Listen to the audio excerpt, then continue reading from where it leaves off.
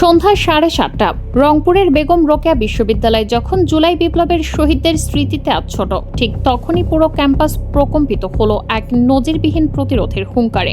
যে ছাত্র শিবিরকে এতদিন গর্তে লুকিয়ে থাকা শক্তি বলে উপহাস করা হতো, তাদের এক হুঙ্কারে কেন আজ খোদ তারেক রহমানের গতিতে কাঁপন ধরেছে। গত 15 বছরের ত্রাস ভয়ের রাজত্ব কায়েম করা ছাত্রলীগকে হাঁটানোর পর যারা ভেবেছিল পুরো ক্যাম্পাস এখন তাদের একক সম্পত্তি, তাদের কেন রাতের অন্ধকারে জীবন বাঁচাতে পালাতে হলো। রংপুরের বেগম রোকেয়া বিশ্ববিদ্যালয়ের সবুজ চত্বরে যা ঘটল তা কি শুধুই একটি আকস্মিক ছাত্র সংঘর্ষ, নাকি এর গভীরে লুকিয়ে আছে আগামী দিনের ক্ষমতার মসনদ দখলের এক ভয়ঙ্কর অন্ধকার নীল নকশা। যে ছাত্রদল ভেবেছিল তারা বিনা বাধায় বিনা প্রতিদ্বন্দ্বিতায় নতুন যুগের অঘোষিত ছাত্রলীগ হয়ে উঠবে, তাদের সেই দম্ভ কেন মাত্র কয়েক ঘন্টার ব্যবধানে ধুলায় মিশে গেল?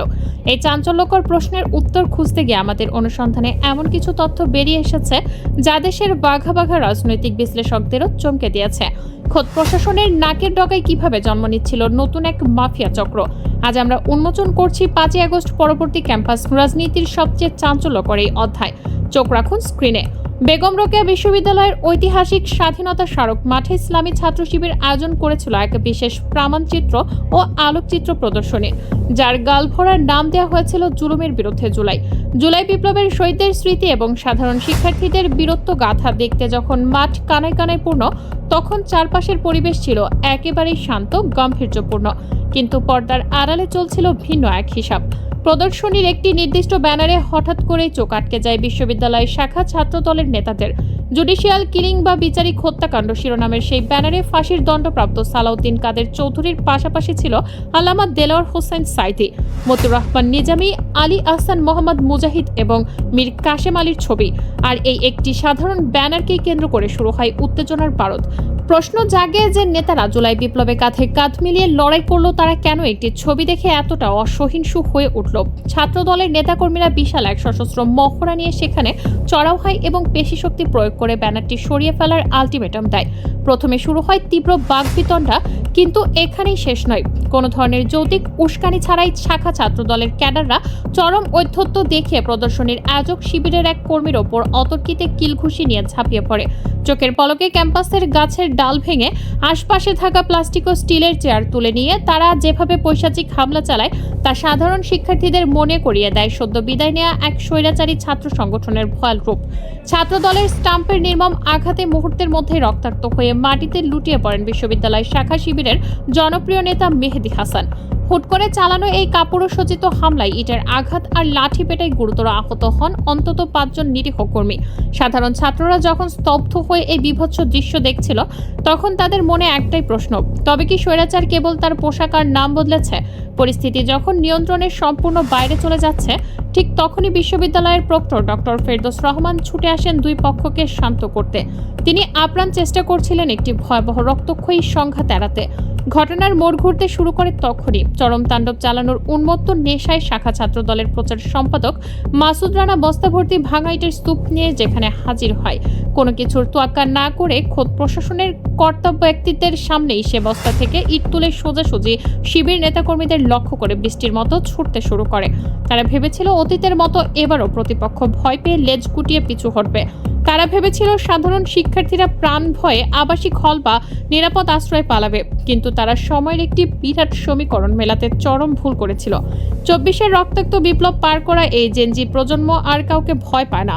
ধৈর্যের শেষ বাঁধটুকু যখন ভেঙে গেল, তখন বেগম রোকেয়া বিশ্ববিদ্যালয় সাক্ষী হলো এক অভূতপূর্ব রোমহর্ষক দৃশ্যের। হই হই রই রই ছাত্রদল গেলি কই, এই বজ্রকঠিন এবং উপহাসমূলক স্লোগানে প্রকম্পিত হয়ে উঠল পুরো ক্যাম্পাসের আকাশ বাতাস। ইসলামী ছাত্র শিবির এবার আর অতীতের মতো সংযম দেখিয়ে পিছু হটল না, বরং লাঠি সোটা আর খালি হাতেই তারা একযোগে বিশাল এক পাল্টা ধাওয়া দিল। আর ঠিক সেখানেই দেখা দেয় নতুন প্রশ্ন, এই ধাওয়ায় শিবিরের পাশে কারা এসে দাঁড়িয়েছিল? সবচেয়ে অবাক করা এবং চাঞ্চল্যকর বিষয় হলো, এই প্রতিরোধে শিবিরের সাথে কোনো ভাড়ায় আনা ক্যাডার ছিল না, বরং বিশ্ববিদ্যালয়ের সাধারণ শিক্ষার্থীরা স্বতঃস্ফূর্তভাবে যোগ দিয়েছিল। এমনকি সাধারণ নারী ছাত্রীরাও সেই ভয়াবহ ধাওয়ার মুখে সামনের সারিতে এসে বুক চিতিয়ে প্রতিরোধ গড়ল। গত 15 বছর ধরে ছাত্রলীগের গেস্ট রুম অত্যাচার, গণরুমের অমানবিক কালচারে র্যাগিং এবং শারীরিক নির্যাতনের যে স্টিম রোলার সাধারণ শিক্ষার্থীরা নীরবে সহ্য করেছে, 24-এর স্বাধীন বাংলাদেশে নতুন করে আর কোনো দখলদারকে তারা ক্যাম্পাসের মাটিতে 1 ইঞ্চি জায়গাও ছাড় দিতে রাজি নয়। সাধারণ শিক্ষার্থী ও শিবিরের সেই রুদ্রমূর্তির সামনে ছাত্রদলের কথিত পেশি শক্তি এক লহমায় যেন কর্পূরের মতো বাতাসে উবে গেল। ইটার লাঠি ফেলে মাসুদের সেই দম্ভ ভরা বস্তাবাজ বাহিনী মূল ফটকের বাইরে জীবন বাঁচাতে হন্য হয়ে দৌড়াতে শুরু করলো। সন্ধ্যা 7:30টায় শুরু হয় এই রণক্ষেত্র। প্রায় 5.5 ঘন্টার ধাওয়া পাল্টা ধাওয়া শেষে রাত 1টার দিকে যখন কিছুটা শান্ত হলো, তখন পুরো দেশের সামনে একটি অত্যন্ত পরিষ্কার বার্তা পৌঁছে গেছে। পেশি শক্তি আর ক্ষমতার দাপট দেখিয়ে আর যাই হোক, আধুনিক প্রজন্মের সাধারণ ছাত্র জনতার মন জয় করা কোনোভাবেই সম্ভব নয়। ঘটনাস্থলের উত্তপ্ত পরিস্থিতির পর প্রক্টর ডক্টর ফেরদৌস রহমান গণমাধ্যমের কাছে স্পষ্ট জানিয়েছেন, সিসিটিভি ক্যামেরার ফুটেজ তন্ন তন্ন করে বিশ্লেষণ করে দোষীদের অতি শীঘ্রই শনাক্ত করা হবে। তাদের বিরুদ্ধে নেওয়া হবে কঠোরতম ব্যবস্থা। পরিস্থিতি সামাল দিতে প্রশাসন ক্যাম্পাসে 144 ধারা জারি করতে বাধ্য হয়েছে। নিষিদ্ধ করা হয়েছে সব ধরনের সভা সমাবেশ। কিন্তু আইনের এই 144 ধারা কি শিক্ষার্থীদের ভেতরের দীর্ঘদিনের পুঞ্জীভূত ক্ষোভের আগুনকে আদৌ আটকে রাখতে পারবে? এই ন্যাক্কারজনক ঘটনার পর দেশের শীর্ষ রাজনৈতিক বিশ্লেষকরা এক গভীর ও কঠোর পর্যালোচনার সামনে এনেছেন।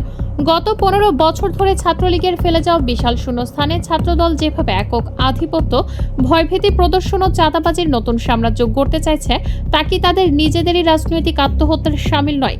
বিশ্লেষকরা মনে করছেন, জামায়াত ইসলামী সহ অন্যান্য বিরোধী দলগুলোকে এখন সময়ের দাবি বুঝতে হবে। যারা ক্ষমতার মোহে অন্ধ হয়ে সাধারণ মানুষের অধিকারের উপর চড়াও হয়, তারা কখনো আদর্শিক বন্ধু হতে পারে না। তারা আদতে মূল প্রতিপক্ষ।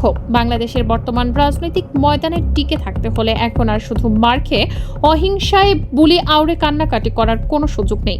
অন্যায় এবং দখলদারিত্বের বিরুদ্ধে রাজপথে ইস্পাত কঠিন প্রতিরোধ গড়ে তুলতে হবে। ছাত্র শিবির সেই শক্ত অবস্থান নিচ্ছে বলেই আজ সারা দেশের বিশ্ববিদ্যালয়গুলোতে অন্তত একচেটিয়া দখলদারিত্বের যুযুগ কিছুটা হলেও প্রশমিত হচ্ছে। কিন্তু আমাদের অনুসন্ধানী চোখ আটকে গেছে সম্পূর্ণ ভিন্ন একটি সমীকরণে। সবচেয়ে বড় রাজনৈতিক কৌতূহলটি তৈরি হয়েছে একটি চরম আদর্শিক বৈপরীত্যকে ঘিরে। আমরা যদি ইতিহাসের পাতা উল্টাই, তবে দেখা পাবো বিএনপির সাবেক চেয়ারপারসন বেগম খালেদা জিয়া স্বয়ং আল্লামা দেলোয়ার হোসেন সাইদি, গোলাম আজম কিংবা নিজামীদের যথেষ্ট সম্মান ও শ্রদ্ধা করতেন। 71-এর মানবতা বিরোধী অপরাধের দায়ে যে ট্রাইব্যুনালে তাদের বিচার ও ফাঁসি হয়েছিল, সেই কোর্টকে খোদ খালেদা জিয়া প্রকাশ্যে ক্যাঙ্গারু কোর্ট হিসেবে আখ্যা দিয়েছিলেন। তিনি কখনোই তাদের যুদ্ধাপরাধী হিসেবে মেনে নেননি। অথচ আজ তারই দলের অঙ্গ সংগঠক ছাত্র দলের নেতারা কেন সেই একই নেতাদের ছবি একটি সাধারণ ব্যানারে সহ্য করতে পারছে না? এই আদর্শিক বিচ্যুতির আসল কারণ কি? তবে কি ছাত্রদল তাদের নিজেদের দলের শীর্ষ নেত্রী রাজনৈতিক ইতিহাস ও স্ট্যান্ডিং ভুলে বসেছে, নাকি ক্ষমতার অন্ধ মোহ তাদের হিতাহিত জ্ঞান শূন্য করে দিয়েছে? বেগম রোকেয়া বিশ্ববিদ্যালয়ের এই এক রাতের প্রতিরোধ শুধু একটি ক্যাম্পাসের ঘটনা নয়, এটি পুরো বাংলাদেশের ছাত্র রাজনীতির জন্য এক নতুন দাবানল। এই দাবানল কি নতুন কোনো রাজনৈতিক বিপ্লবের জন্ম দেবে, নাকি আবারও কোনো রক্তক্ষয়ী সংঘাতের দিকে ঠেলে দেবে আমাদের পবিত্র শিক্ষাঙ্গনগুলোকে? ক্ষমতার এই নোংরা দাবার চালে শেষ পর্যন্ত কারা টিকবে? অন্ধ দখলদারিত্বের রাজনীতি, নাকি সাধারণ শিক্ষার্থীদের ঐক্যবদ্ধ প্রতিরোধ? উত্তর লুকিয়ে আছে সময়ের গহ্বরে। তবে একটি কথা নিশ্চিত, আগামীর বাংলাদেশ আর কোনো নতুন স্বৈরাচারকে মেনে নেবে না।